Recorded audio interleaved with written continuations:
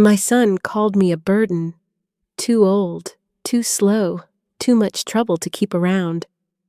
So, he locked me away in a nursing home without my consent, moved into my house like I was already gone, and thought I'd just fade into silence. But I wasn't confused. I wasn't finished. And while he thought I'd disappear quietly, I was planning something else. Something he'd feel every single time he opened his front door. This is the story of how I made him regret the day he underestimated his mother. My name is Dolores Mayfield, and this is how I reclaimed my life, my dignity, and my peace. I raised my son, Jason, with hands that bled from scrubbing floors and a heart that never stopped stretching to give him everything. After my husband passed, Jason was all I had. I worked until my knees cracked, skipped meals when money was tight, pawned my wedding band to buy his graduation suit. I never asked for thanks. I just believed love would come back around when it mattered most. I was wrong. When I fainted in my kitchen that Tuesday morning, I brushed it off. Low blood sugar? Maybe. I'd been standing too long on an empty stomach. Jason rushed over that evening with his wife, Danielle, their faces painted with concern.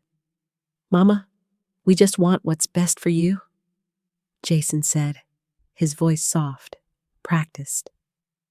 Danielle nodded, her eyes darting like she'd rehearsed her part. They brought me soup, asked about old documents, kept saying how hard it must be to keep up a house at my age. I didn't know they'd already spoken to a lawyer behind my back. I didn't know they were whispering to neighbors that I was slipping, losing my mind.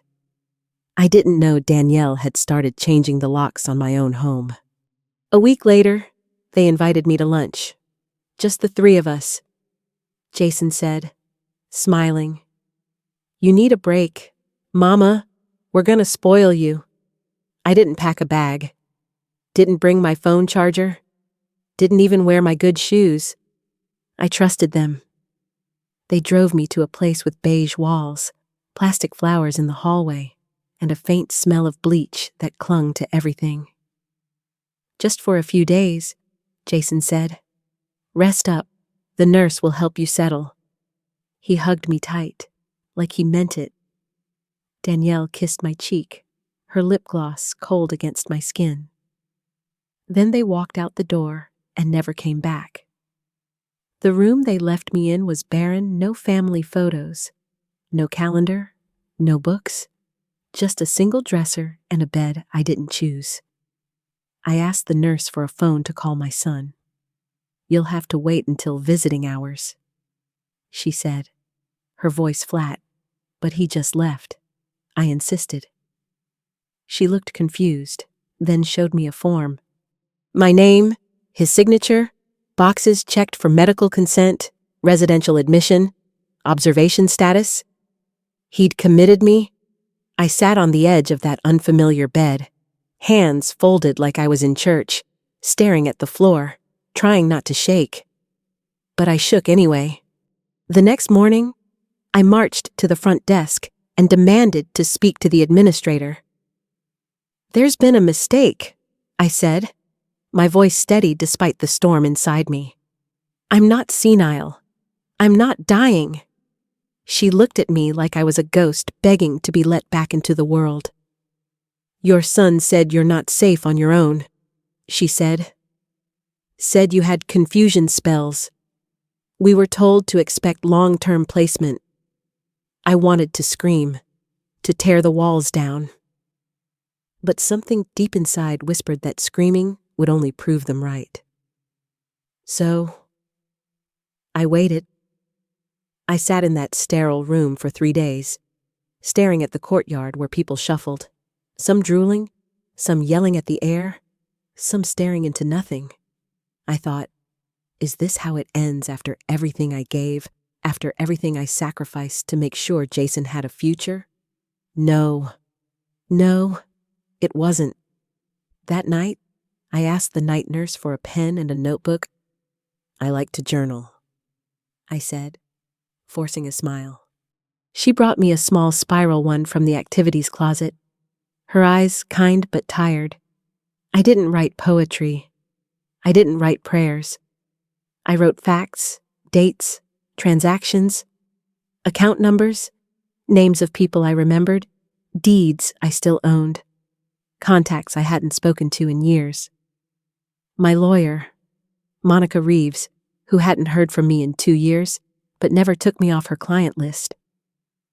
I wrote it all down like it was a battle plan, because they thought I wouldn't notice the bank account freeze. They thought I wouldn't see that my name was missing from my own utility bills. They thought that just because I was old, I couldn't fight. But I'd raised a man alone. I'd survived a marriage that tested my soul. I'd beaten breast cancer when the doctors gave me 6 months. I wasn't just going to survive this. I was going to thrive. And when I did, I wouldn't just take my keys back.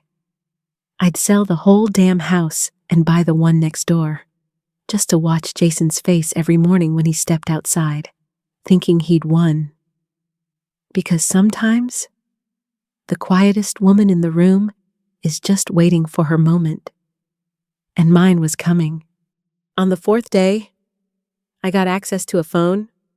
I called Jason, straight to voicemail. I called again, and again. Then I tried Danielle. It rang once, then stopped, blocked. The same woman who used to cry in my kitchen about how hard marriage was had blocked me. I sat in that stiff-backed chair, staring out the window, my heart pounding. But I didn't break. I called Monica. She didn't answer the first time, can't say I blamed her. It had been years. But I left a message, short and sharp. Monica, this is Dolores Mayfield. I believe my son has committed fraud using my name and placed me in a facility against my will. I still have access to the joint account and legal documents. Call me. She called back before lunch the next day. Mrs. Mayfield, she said, her voice startled but steady. Are you safe? As safe as a woman can be when her only child locks her away and thinks she won't bite back? I said. She paused. Tell me everything. So, I did. Monica came to see me that Friday. Drove 3 hours in the rain, marched through the front doors of the facility, and told the nurse she was my attorney. The staff got nervous, real nervous. I could tell by the way the manager pulled her aside, stammering about acting in the client's best interest. Monica wasn't having it. She walked into my room with a briefcase and a fire in her eyes. You're not staying here another week, she said. And if they give us trouble, we sue them too. It was the first deep breath I'd taken in weeks. We went over everything. The documents Jason had forged, the power of attorney I never signed, the deed to the house that still listed my name and only mine, the joint account Jason thought I'd forgotten about. I'd never removed him, but he didn't know I still had access. I'd been quiet for too long. You want to go nuclear? Monica asked, her pen poised over her notepad. I looked her dead in the eyes. No, I said. I want to go biblical. She grinned. Let's start with a revocation. You're still mentally competent. You still have your rights. First thing we do is strip him of every bit of legal control he thinks he has. Within days, Monica filed an emergency motion to revoke the forged power of attorney. We submitted a capacity evaluation from the facility's own doctor, who told me privately he saw no signs of dementia. We opened a case against Jason for elder exploitation and misrepresentation of legal documents, and we froze the account he used to pay his fancy mortgage. I left the nursing home on a Wednesday afternoon. No goodbyes, no farewell hugs, just a bag of clothes Monica bought me and a slow walk out the front door.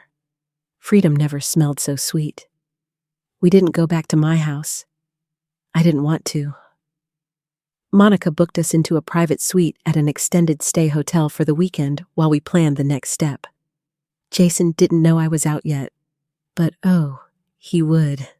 That weekend, Monica filed a petition to enforce a partition sale of the property.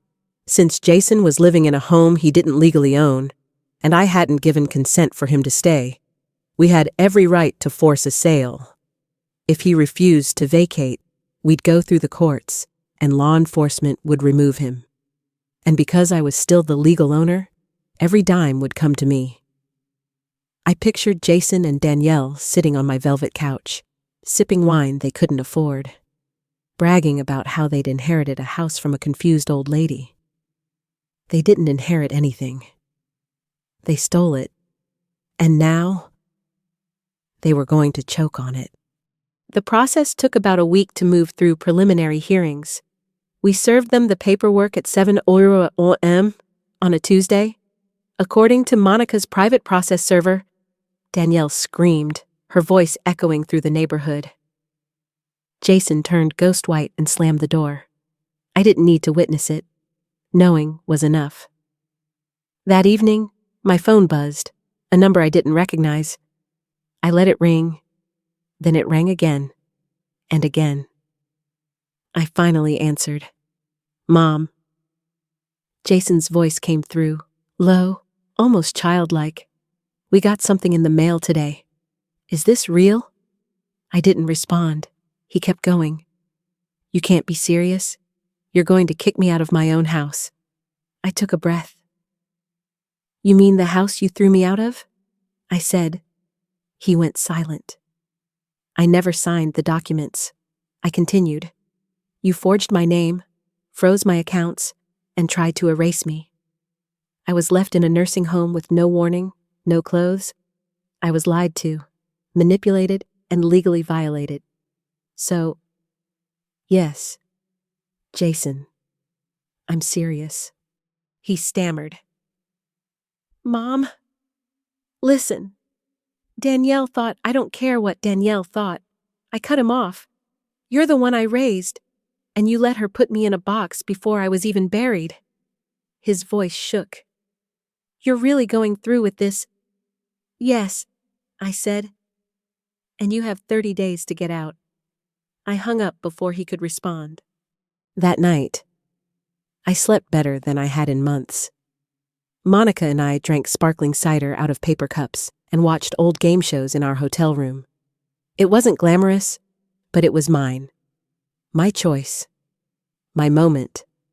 The next morning, we met with the buyer, a young black couple, newly married, looking for their first home. They walked through the house, their eyes bright with dreams. I love the garden, the wife said, her fingers brushing the roses I'd planted years ago. And this hallway, with the arches, it's got soul. Her husband nodded. It feels like a place that wants to be filled with love again. I smiled. It does. I accepted their full cash offer by the end of the day. We closed in less than 2 weeks. Jason didn't say a word, but Danielle did. She sent me a message on Facebook.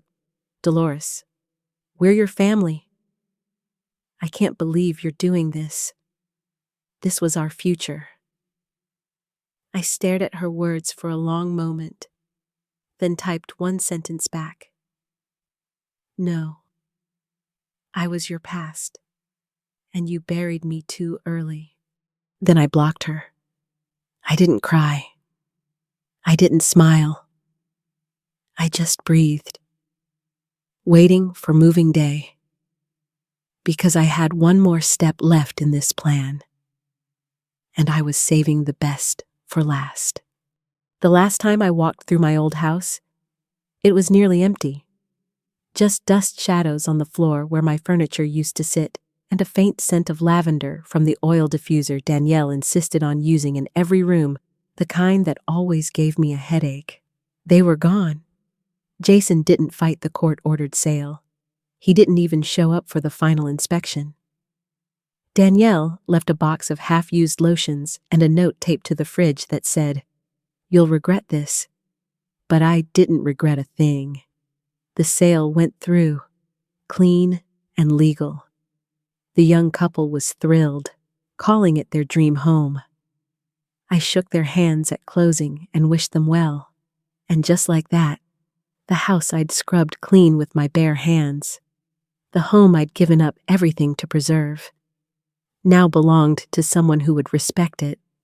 With the money from the sale wired into my account, Monica asked the big question. Ready for step 2, I smiled. Oh, I've been waiting for step 2. We didn't rush. That's the trick. Revenge shouldn't come hot. It should come cool, deliberate, patient.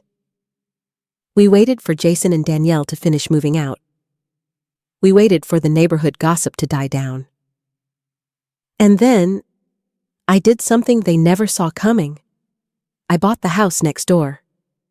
A cozy one-story with a rosebush out front and a back porch that faced their kitchen window. It was perfect.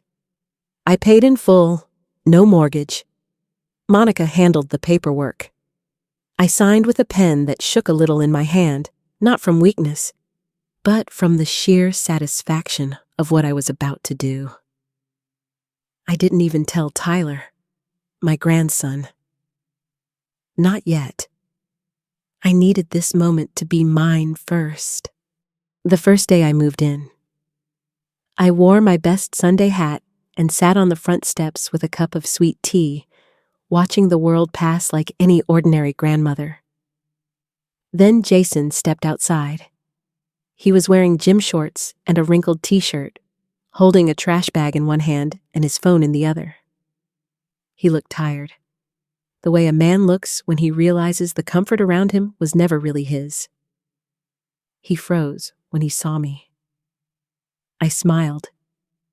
He turned around and went right back inside. I didn't move. I'd waited too long for this view. 4 days later, Danielle started avoiding eye contact. She pulled their curtains tighter, parked on the opposite side of the driveway. The audacity of what I'd done was too much for her pride to process.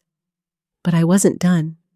I started planting roses along the fence, bright red ones that bloomed like fire. Monica called it petty. I called it peaceful warfare.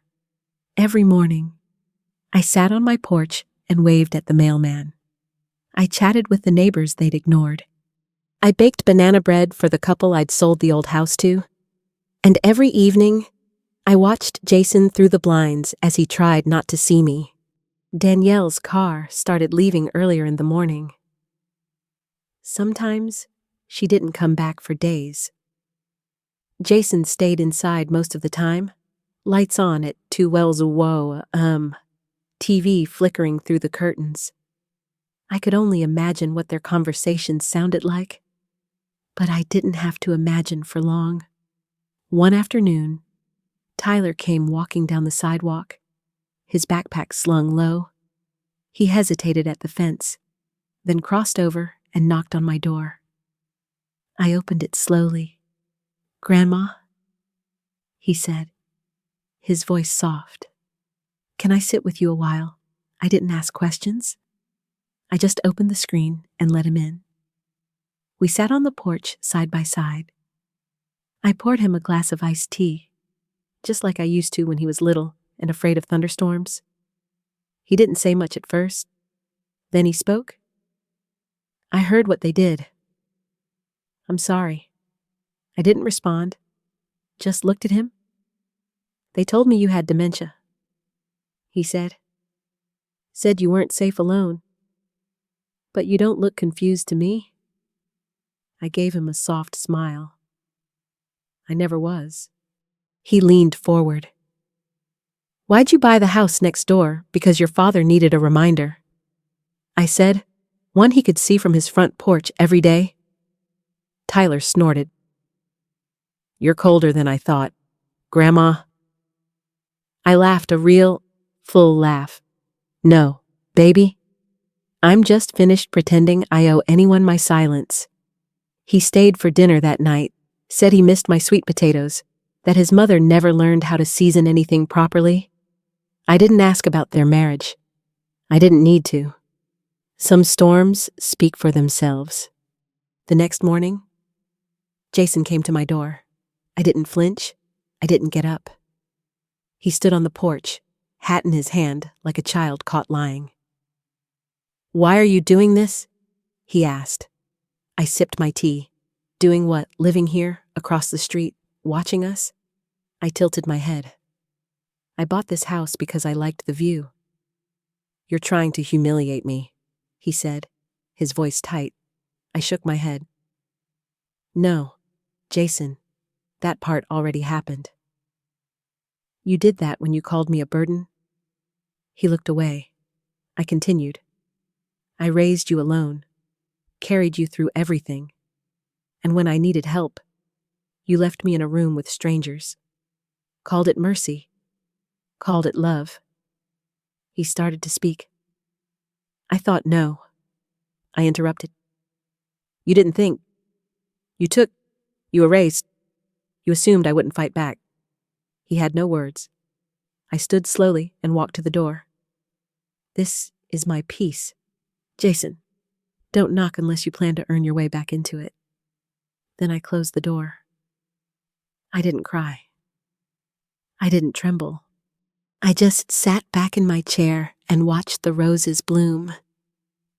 Because the view never looked better. Some people think closure comes when someone says sorry. I don't believe that. Closure comes when you can sit in silence and know you no longer care what they think. When their presence no longer stirs your blood. When your peace is so loud, it drowns out their shame. That's the kind of silence I woke up to every morning. The roses along my fence bloomed brighter. My kitchen smelled of lemon polish and cinnamon toast. I started painting again, small canvases at first, just color studies. Then one morning, I painted my old house from memory, but I replaced the windows with fog. Because that's what it felt like now, a beautiful place haunted by people who couldn't see straight. Jason stopped speaking to me after that morning on my porch. I'd see him walk out to check the mailbox or take the trash out, but he never glanced my way. That was fine. I wasn't looking for reconciliation. I was looking for truth to sit with him like a shadow he couldn't shake. Danielle, on the other hand, got louder, passive-aggressively loud. She threw garden parties in the backyard, blasting music during dinner time. She hosted wine tastings on the porch, cackling just loud enough to float over the fence. I could hear her talking about me to her guests. "She's clearly lonely," she'd say. "Why else would she move next door? She's obsessed with us. It's creepy. She needs to let it go. We're happy. She's bitter." I didn't respond. Not once. Because happy people don't need to shout it from the lawn. Then, one Sunday morning, I looked outside and saw a for sale sign go up in their yard. I nearly spilled my tea. It was crooked, like they'd rushed to shove it in the ground. Jason stood beside it, arms crossed, shoulders tight. Danielle came out minutes later, still in her robe, screaming at him. I couldn't hear the words, but her body said enough, pointing, yelling, pacing. I watched from my porch like it was a matinee. I wasn't gloating. Not really. I was witnessing the storm I'd already survived finally reaching the people who built it. Later that week, Tyler came over again. He'd been coming more often, said he liked the quiet here, missed real food. I noticed he never stayed the night at home anymore. He was 14, caught between two parents who lied and a grandmother they tried to erase. He asked if he could help me with the garden. I handed him gloves and a shovel. "You know," he said while planting new marigolds. I heard them talking about moving. "Mom wants to go back to Texas." I nodded. "And your father? He doesn't want to leave," Tyler said, "but he doesn't want to stay here either." "Why not?" I asked. Tyler looked up at me. "Because every time he looks outside, He sees you." I didn't say anything, just patted the dirt down and smiled. That night, I pulled out the notebook I'd used in the nursing home, the one I'd filled with my plan. The facts, the names, the account numbers. I wrote one final sentence at the bottom of the last page. They thought they buried me. They didn't know I was a seed. Then I closed it for good, 2 weeks later. The for sale sign came down, not because the house sold, but because Danielle moved out. I saw her drive away, her trunk full of boxes, her mouth pressed shut. No hugs, no goodbyes. She didn't even glance at Jason on the porch. She just got in her car and drove off, like she couldn't get away fast enough. Jason sat outside for hours that evening, alone. No music, no wine, just him and the echo of everything he'd destroyed. I thought about going over, saying something, offering him a piece of what he never gave me. But I didn't. His silence wasn't mine to fix. Later that night, Tyler knocked on my door. "She left," he said. Didn't even say goodbye. I let him in, made cocoa, let him sit on the couch and stare at the wall while my little jazz radio played in the background. "I don't get it," he said eventually. "They had everything." I looked at him. "No, baby. They took everything, and they built it on lies. That doesn't last." He nodded slowly. "Can I stay here tonight?" he asked. I blinked. "Of course," I said.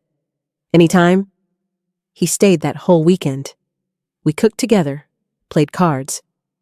I showed him old photos of his grandfather, told him stories Jason never bothered to share. He laughed, really laughed, and I saw something in him that made my heart crack open a little. He still had goodness, still had time to choose a different path. Maybe this story wasn't just about revenge. Maybe it was about reclaiming something bigger, a name, a legacy, a love that doesn't vanish just because someone called it inconvenient. As I tucked Tyler into the guest room that night, he turned to me and whispered, "You're not a burden, Grandma." I smiled through tears. "I know, baby. I know that now." And with the porch light glowing and the curtains drawn, I sat by the window, watching the house next door, now quiet, now dim, now hollow. And I thought, this is what justice sounds like. Not rage, not noise, just the hum of peace returning where pain once lived. 3 weeks after Danielle left, the house next door became a shell. No more garden parties, no more screeching wine nights, no porch lights left on. The curtains stayed drawn even during the day. Jason's car barely moved. Gathering pollen like it, too, had given up. All that noise, all that showboating, reduced to nothing but quiet. Sometimes, I'd see Jason through the window, sitting on the couch in the same wrinkled t-shirt, eyes vacant, like the walls were speaking to him and he couldn't answer back. Other times, he'd sit on the steps with a beer, his face heavy with the weight of everything he'd lost. He never looked over at me, but he didn't need to. He could feel me there, just like I'd felt the cold absence of his voice when I was locked away. Wondering why my only son had abandoned me like I was too heavy to carry. Now, he was carrying it alone. Tyler had practically moved in with me by then. Splitting time between my house and school, Jason barely noticed, or so Tyler said. I don't think he cares anymore. Tyler told me one night over baked chicken and cornbread. He just stares at the TV, doesn't even change the channel. I didn't say anything. What could I say? It's hard to pity a man who stole your dignity and buried you alive. But it's also hard to hate the boy you once held against your chest and sang to during thunderstorms. Love is complicated like that. Tyler, though, Was doing better? His eyes had light again. He smiled more. Helped in the garden, helped in the kitchen, asked questions about his family history, real questions. The kind Jason never cared to answer. That Friday, we went to the church pantry together and dropped off groceries. I saw familiar faces. One of the deacons pulled me aside and whispered, "We heard what they did to you, Miss Dolores. We're so sorry." I smiled. "God restores what people try to ruin," I said. They nodded, their eyes soft with understanding. The whole neighborhood knew by now. That was the other part of revenge people don't talk about. It spreads not because you shout it, but because silence leaves a trail louder than screaming. And Jason's silence rang through the community like a church bell after a funeral. That weekend, I went to the community center and dropped off a check for $10,000 in anonymous donation for their new senior outreach program. A friend had told me they were expanding rideshare services for elders living alone. I knew I wasn't the only one who'd been made to feel like dead weight in their own family. I wanted to make sure no one else would be thrown away as easily as I was. Tyler helped me deliver it. "Why don't you put your name on it?" he asked. "Because the people who need it don't care who gave it," I said. "They just need to know someone did." He nodded, thoughtful. That Sunday, Jason came to my porch. I was baking sweet potato pie, the smell wafting through the house. It must have drawn him out. He stood there for a long time before knocking. I opened the door, wiped my hands on a towel, and waited. He looked different, tired, like someone who hadn't slept well in weeks. "I wanted to talk," he said. I stepped outside but didn't invite him in. He looked down at the porch floor. "Danielle's not coming back," he said. I said nothing. I tried to fix things, but everything fell apart. He continued. I said nothing. Then he looked up at me, and for the first time in years, I saw the boy I used to know hiding behind those broken eyes. "I messed up, Mama," he said, the words heavy like bricks. "I thought I was doing the right thing. I don't know. I got scared. I didn't want to lose everything trying to take care of you. You didn't take care of me," I said, quiet but sharp. "You got rid of me." He nodded slowly, guilt swelling in his eyes. "I was wrong," he said. I waited, then spoke. "And now I don't expect anything." He said, "I just wanted to say it." I took a deep breath. "You thought you could bury me, Jason?" I said, "but you didn't know what I had left in me. You forgot what I gave up to build that house, to raise you, to keep your lights on, to put food on your table." He looked down again. "I didn't forget," he whispered. I tried to rewrite the ending, and I was wrong." I nodded once. "Tyler is safe with me," I said. "He can stay as long as he needs. But you've got some soul searching to do, and you won't do it on this porch." Then I turned and went back inside. I didn't slam the door. I didn't cry. I let the smell of sweet potato pie fill the house, and I set the table for two.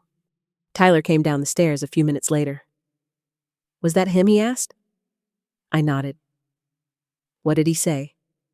"Nothing I haven't already heard in my heart," I said. "But it's not my job to carry him anymore." He sat at the table. "I'm glad you're my grandma," he said. I smiled. "Me too, baby. Me too." Outside, Jason sat on his porch alone again. And I let him, because peace, once reclaimed, is not something you ever surrender. You don't always get the ending you thought you wanted. Sometimes you get something better. I never imagined I'd spend the last chapter of my life living next door to my own son after he betrayed me. I never pictured raising my grandson a second time, and I sure never thought peace would come not through reconciliation, but through boundaries. But here I am, still standing, still breathing, still free. Jason never left the neighborhood. He didn't sell the house. Even after Danielle packed up and disappeared back to Texas, he stayed put. Maybe it was guilt, maybe it was shame, or maybe he thought he could fix it by staying close. But I didn't want proximity. I wanted distance with meaning. He tried a few more times to visit, a wave here, a knock there, but I kept our interactions short, polite, controlled. I'd already lived through the storm. I wasn't about to let the wind back in. Tyler settled into a rhythm at my house. He called it our place now. His grades improved. He joined a youth gardening club and asked if we could grow tomatoes next season. Of course, we could. We could grow whatever we wanted because no one was going to uproot us again. One morning, I got a certified letter from Monica Reeves. Inside was the final draft of my will, neatly written, fully notarized, updated to reflect exactly what I wanted. Jason got nothing. Not a penny.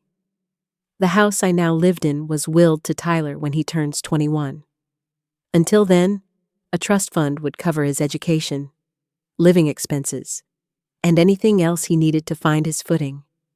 The rest of my estate, every bit of retirement savings, sale profits, and old insurance money, would go to a fund I helped launch through the community center, the Mayfield Legacy Grant.